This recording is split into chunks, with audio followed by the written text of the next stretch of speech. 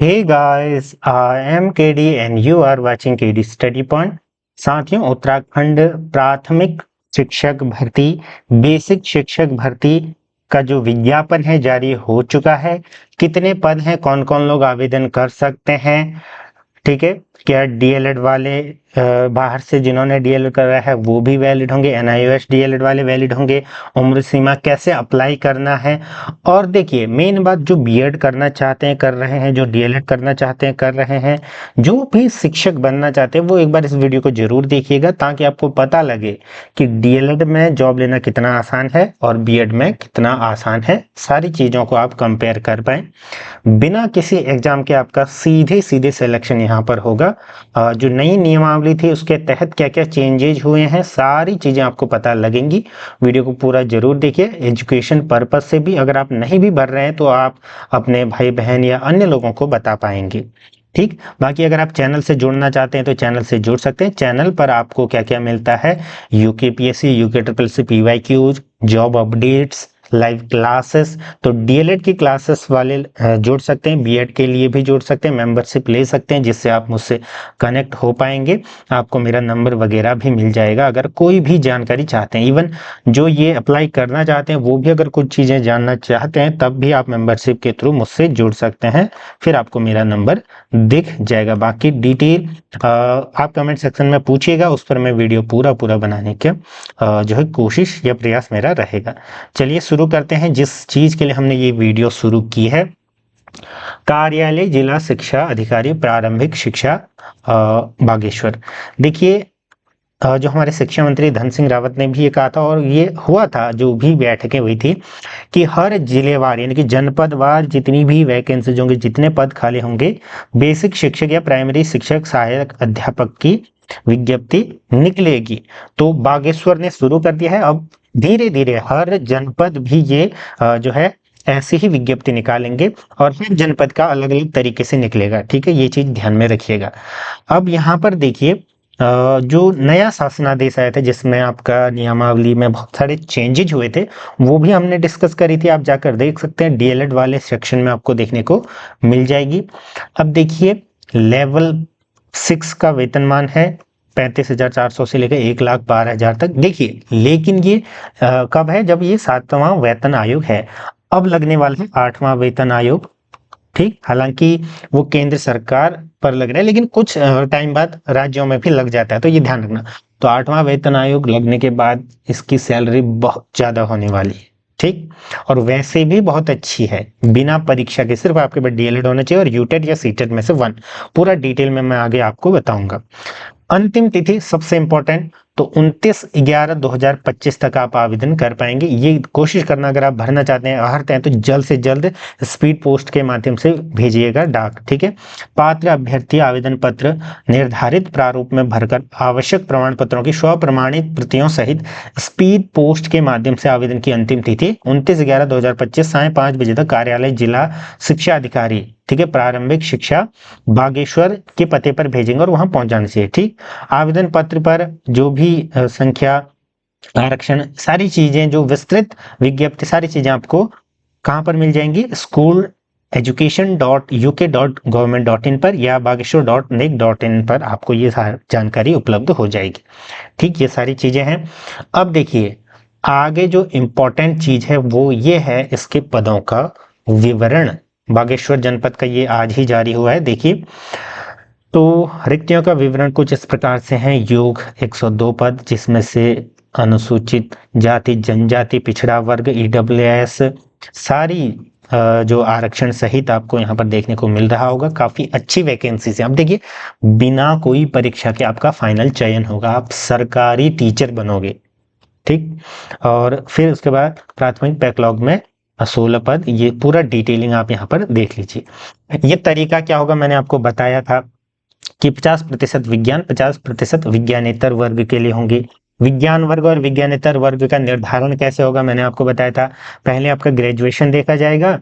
अगर आपने जैसे मान लीजिए बीएससी कर रखी है तो आप विज्ञान वर्ग में आ गए, अगर आपने बीए कर रखा है तो विज्ञानेतर में आ गए, अगर आपने बीकॉम कर रखा है तो विज्ञानेतर में आ गए, अन्य चीजें कर रखी हैं जो बीटेक वगैरह तो विज्ञान वर्ग में।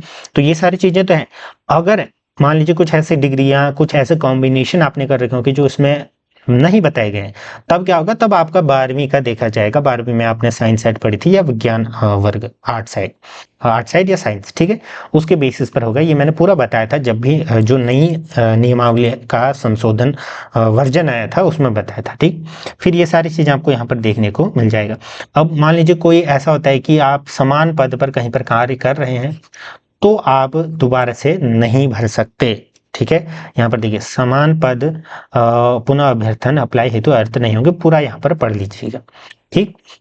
दूसरा, अब देखिए क्या क्या प्रमाण पत्र, क्या क्या चीजें आपकी होनी चाहिए। तो भारत में विधि द्वारा स्थापित विश्वविद्यालय से स्नातक की उपाधि उत्तीर्ण, ऑब्वियसली है ना, ये तो पूरा होना चाहिए, क्योंकि जब आप डीएलएड करते हो, डीएलएड के लिए आपके पास ये अर्हता होनी चाहिए, तो ये आपके पास पूरी होगी ही।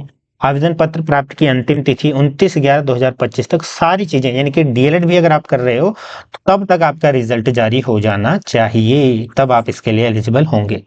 राष्ट्रीय अध्यापक परिषद शिक्षा परिषद से मान्यता प्राप्त संस्थान से प्रारंभिक शिक्षा शास्त्र में द्विवर्षीय डिप्लोमा डीएलएड, जिसे उत्तराखंड राज्य में बीटीसी के नाम से जाना जाता था, ठीक, ये करा हो, या फिर 4 वर्षीय बीएलएड करा हो, या विशेष शिक्षा में 2 वर्षीय डीएड करा हो, तब आप इसके लिए एलिजिबल होंगे, ठीक। चौथा, जो आपका इसमें शिक्षा मित्र या औपबंधिक रूप से सहायक अध्यापक प्राथमिक पद पर कार्यरत थे, वो भी इसमें क्या होंगे, इसमें आवेदन करने के लिए अर्हत होंगे, और साथ में आपको वेटेज भी मिलेगा, अनुभव के अंक भी प्रदान किए जाएंगे। मैंने बताया था कि कितने अंक मिलेंगे आपको, आपके हर अनुभव के मैक्सिमम कितने होंगे, सारी चीजें, ठीक। साथ में आपका क्या होना चाहिए, देखिए यहाँ पर आपको अथवा के बाद कुछ अन्य चीज भी दिख रही होगी। देखिए यहाँ पर 2 वर्षीय बीटीसी प्रशिक्षण, और साथ में आपका अध्यापक पात्रता परीक्षा, यानी कि टेट 1 आपका होना चाहिए क्लियर। अथवा ऐसे शिक्षा मित्र, ठीक है, ऐसे शिक्षा मित्र, यानी कि शिक्षा मित्र की बात कर रहे हैं यहाँ पर, जिन्होंने इंदिरा गांधी राष्ट्रीय मुक्त विश्वविद्यालय, यानी कि जो आपने इग्नू से 2 वर्षीय डीएलएड या वगैरह वगैरह आपने प्राप्त किया है, तब भी आप इसके लिए एलिजिबल होंगे। साथ में आपका जो टेट 1 है वो तो हर किसी के लिए कंपलसरी है, ठीक। ये सारी चीजें जो संविदा में नियुक्त के समय तत्समय निर्धारित अधिकतम आयु से अनधिक आयु का न हो, आय का हो, ठीक, ये सारी चीजें। बाकी फिर ये जो रिव्यू पिटिशन आई थी उसके आधार पर जिन्होंने ओडीएल के माध्यम से इस ड्यूरेशन में, यहाँ पर पूरी चीजें दी गई, इस ड्यूरेशन में जिन्होंने भी कर रखा था उनका डीएलएड भी वैध प्रशिक्षण डिप्लोमा होगा, क्योंकि ये कोर्ट का चक्कर हुआ था, उसके बाद ये जजमेंट आया था, एंड देन फिर ये सारी चीजें हुई थी, ठीक है। फिर देखिए शासनादेश के अंतर्गत यूटेट या सीटेट 1, देखिए होता क्या है कि आपके पास डीएलएड जो चीजें मैंने अभी आपको बताई ये तो ठीक है, इसके साथ में सीटेट या यूटेट, यानी कि टेट का पहला पेपर जो 1 से 5 तक के लिए होता है प्राइमरी लेवल के लिए, वो पास होना अनिवार्य है। ये पास नहीं है तो आपकी वो डिग्री किसी काम की नहीं है, इसलिए जो जिनका अभी तक पास नहीं है वो जरूर ट्राई करें, क्योंकि आगे आने वाले समय में आपको वो अगर शिक्षक बनना है यहाँ पर, तो फिर वो पास होना अनिवार्य होगा, ठीक। ये सारी चीजें, फिर देखिए अन्य चीजें 2012 उसी के निहित प्रावधानों के अनुसार आपका होगा। अब देखिए आवेदन की पात्रता, कौन लोग आवेदन कर सकते हैं, ठीक है। तो देखिए इन चीजों में आपका इन तीनों में से कोई एक चीज होना चाहिए, या तो आप उत्तराखंड के स्थायी निवासी हो, ठीक, आपका डोमिसाइल हो, या किसी भी जनपद के सेवायोजन कार्यालय में पंजीकरण हो, ठीक है, जो आपका रोजगार एम्प्लॉयमेंट रजिस्ट्रेशन कहते हैं ना वो हो, या फिर आपने 12वीं और 10वीं 12वीं यहीं से कर रखी हो, ये तीनों में से कोई एक आपका होना चाहिए, ठीक। फिर यहाँ पर अन्य छूटें वगैरह दी गई हैं, जैसे मान लीजिए कोई राजकीय अर्धशासकीय जो जिनके माता पिता कार्यरत थे बाहर, तो उनके लिए यहाँ पर चीजें हैं, छूट दी गई है कहने का मतलब। फिर आयु सीमा यहाँ पर 21 से 42 वर्ष सारी चीजें दी गई हैं। फिर जिन छूट जो चाहते हैं तो फिर अपनी आरक्षण वाली श्रेणी को चेक कर लीजिएगा, उस हिसाब से मिल जाएगा आपको। फिर अन्य चीजें यहाँ पर सारी चीजें हैं, लगभग वही शर्तें हैं, ठीक। तो ये सारी चीजें आपकी हैं। फिर वही शादी वगैरह वाला भी है कि अगर किसी की 2 पत्नियां हैं, यानी कि 2 शादियां हैं, तो मतलब 2 जीवित हैं, तो फिर आप आवेदन नहीं कर पाओगे, इस टाइप से सारी चीजें आप देखिएगा। अब ये आवेदन करना कैसे है, निर्धारित एक प्रारूप होगा ना, आपको यहाँ पर चेक करना है, या आप शिक्षा अधिकारी के वहां से भी प्राप्त कर सकते हैं, ठीक है। आपको करना क्या है, उसमें सारे जो वांछित शैक्षिक प्रमाण पत्र हैं एकदम पढ़ने की दशा में पठनीय और स्वप्रमाणित करके आपके सिग्नेचर, वो सारी चीजें आपके पास वहां पर होनी चाहिए।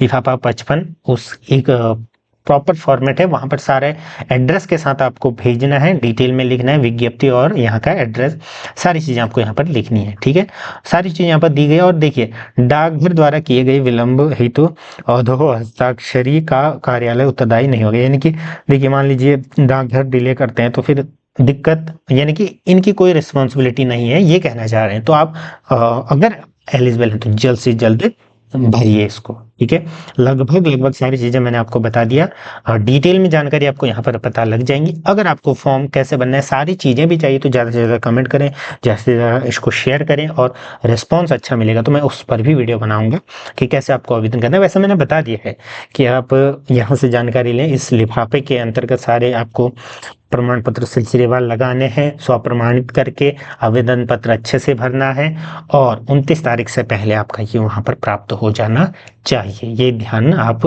जरूर रखना, ध्यान देना।